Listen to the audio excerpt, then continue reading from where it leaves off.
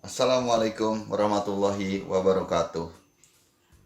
Untuk kali ini saya akan membawakan tips tentang pandan mengenai SOP batu akik pandan betok. Hal ini saya bawakan berdasarkan pengalaman saya menjadi juri batu akik pandan selama ini. Saya berpatokan juga pada SOP atau standar operasional penilaian batu akik pandan yang diterbitkan oleh pecinta batu akik pandan atau pandan lovers, serta bagaimana pengalaman saya selama ini dalam menggeluti hobi pandan, baik sebagai penikmat ataupun sebagai penjual. Secara definisi, pandan betok didefinisikan sebagai jenis varian pandan yang memiliki sisik besar-besar tersusun secara bertingkat. Nah, susunan inilah yang kemudian membedakan dengan bagaimana pandan betok dengan pandan dengan sisik betik.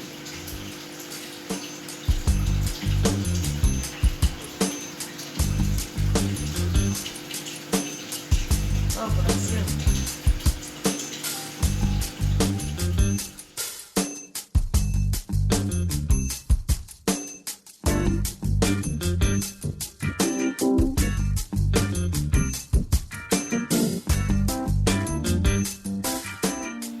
Variabel-variabel penilaian pandan betok. 1. Penilaian sisik di mana nilainya 70 sampai 90 dengan bobot poin 20 poin. Kemudian variabel kedua yang dinilai adalah warnanya dengan nilai 55 sampai 70 dengan bobot poin 15 poin. Variabel ketiga adalah kebersihan batu pandan betok itu sendiri dengan poin 15 poin, nilainya 40 sampai 55. Variabel keempat yang dinilai adalah kristalisasi batu dengan nilai 30 sampai 40 dengan bobot poinnya 10 poin. Gosokan juga dinilai sebagai variabel kelima dengan nilai 15 sampai 20 dengan bobot poin 5 poin. Penilaian ring sebagai penilaian ke-6 dengan nilai 10 sampai 15 bobot poin 5 poin. Ketika menilai batu pandan betok, variabel tertingginya tetap ada di sisik.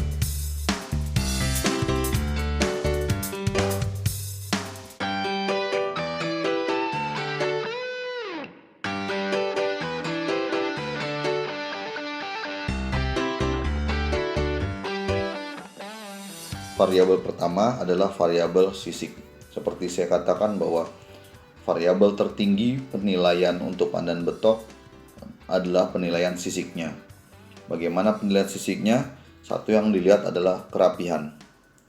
Kerapihan susunan bagian atas antar sisik makin rapat sambungannya semakin baik dan tersusun rebah bertingkat dari atas sampai bawah. Jadi biasanya juri akan mencari batu pandan yang sesuai dengan SOP adalah batu pandan yang memiliki tingkat susunan dari atas ke bawah semakin banyak semakin baik. Dan rapih adalah menjadi satu kata kunci dalam penilaian pandan sisik betok. Kemudian yang lain keseragaman, dimensi sisik dan bentuknya.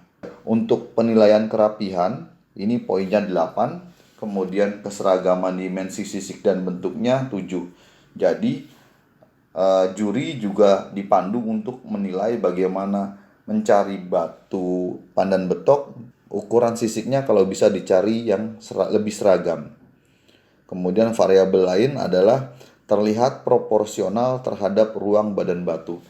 Saya tekankan di sini bahwa ketika menilai pandan betok, satu, lihat kerapihan, susunannya dari atas sampai bawah, susunannya banyak atau tidak, kemudian bagaimana keseragaman sisiknya, dan bagaimana proporsional sisik tersebut terhadap ruang di badan batu.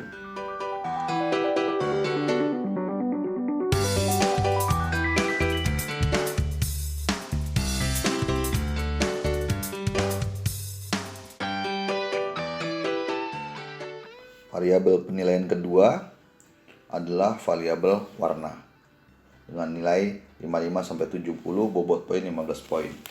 Penjelasannya adalah secara visual minim gradasi.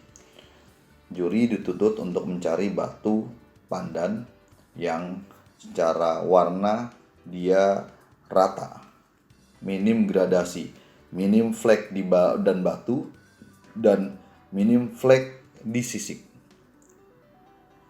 Maka ketika ada batu pandan betok dengan kemasukan warna di sisik ataupun di badan batu terjadi perbedaan warna, maka itu akan mengurangi penilaian dari variabel warna.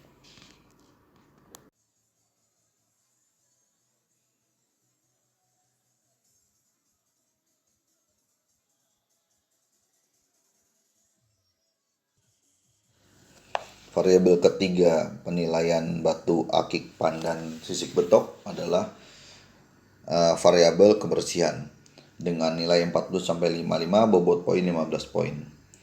Definisinya adalah minim penyakit yang umum terdapat dalam badan batu. Secara visual dan penyinaran melalui sudut-sudut tertentu terhadap batu akan menunjukkan struktur dalam batu itu sendiri, seperti serat kura, sule, tali air, yakut, maupun serat nasi. Penjelasannya adalah ketika juri mencari atau menilai kebersihan batu, maka dia akan cari itu senter bawah, senter samping. Bagaimana dia mencari, ada nggak nih bekas bayangan serat kura di sisi-sisi batu. Kemudian ketika di senter dari bawah dasar batu, dilihat ada nggak garis-garis Sulaiman, ada nggak tali air, kemudian ada nggak yakut pada batu. Ketika itu ada, ketika ada serat kura, ketika ditemukan ada sule atau tali air ataupun yakut di dalam batu yang dilombakan, maka itu akan mengurangi penilaian pada batu sisik betok.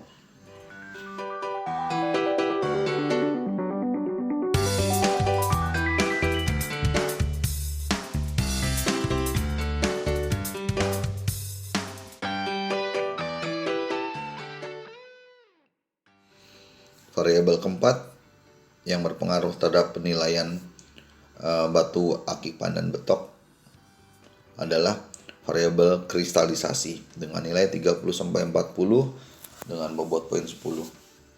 Keterangannya adalah derajat ketransparanan batu. Semakin kristal, semakin tinggi poinnya.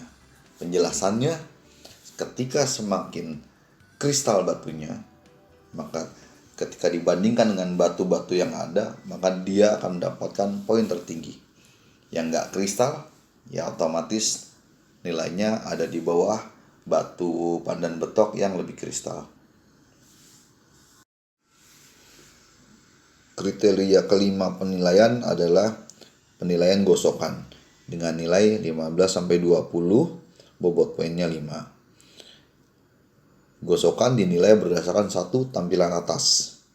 Batu itu porselen atau tidak, bergelombang atau tidak, dan bagaimana presisinya. Kemudian batu itu minim baret atau tidak. Kemudian yang lainnya adalah bagaimana tampilan bawah. Tampilan bawah diharapkan tidak kasar dan rapi seperti tampilan atas. Jadi ketika juri megang batu untuk penilaian gosokan, dia akan melihat tuh presisi apa enggak sih kiri kanan gosokannya, kemudian samping-sampingnya dia bergelombang apa enggak, bisa teraba lewat dengan cara meraba permukaan batu, kemudian dia ada baret atau enggak sih. Dan yang paling penting adalah ini begitu terlihat di bagian bawah kasar apa enggak. Ketika permukaannya kasar di bagian bawah, dia akan mengurangi penilaian dari batu yang dikonteskan.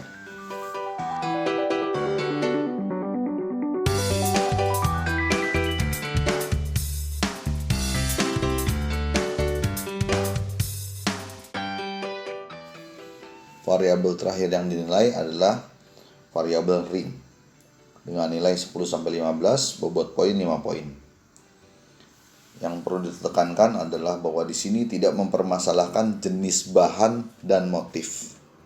Yang dinilai adalah bagaimana kebersihan atas dan bawah ring, kemudian bagaimana kerapihan list dari batu, kemudian ganjel pada posisi bagian bawah, dan bagaimana posisinya terhadap batu, miring apa enggak gitu.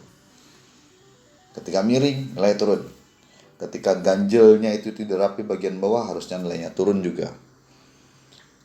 Jadi mau dia ikatannya secara teori, mau dia ikatannya tembaga, mau ikatannya dia perak, selagi faktor kebersihan dan kerapian ini tidak pati, maka tidak akan mengurangi penilaian variabel ring.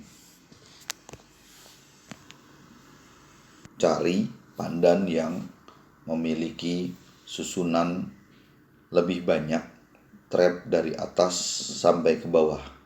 Itu yang pertama. Dengan besarnya sisik atau dimensi sisik, semakin dia seragam, maka dia semakin bagus. Semakin dia teratur, maka semakin tinggi nilainya. Terus catatan lain adalah bagaimana dengan pandan yang tersusun seperti sisik udang atau seperti kulit udang, ngetrap. Pandan-pandan betok berjenis seperti ini bukan tidak bisa ikut kontes, tetap untuk menang dalam satu kontes tertentu tetap memiliki peluang.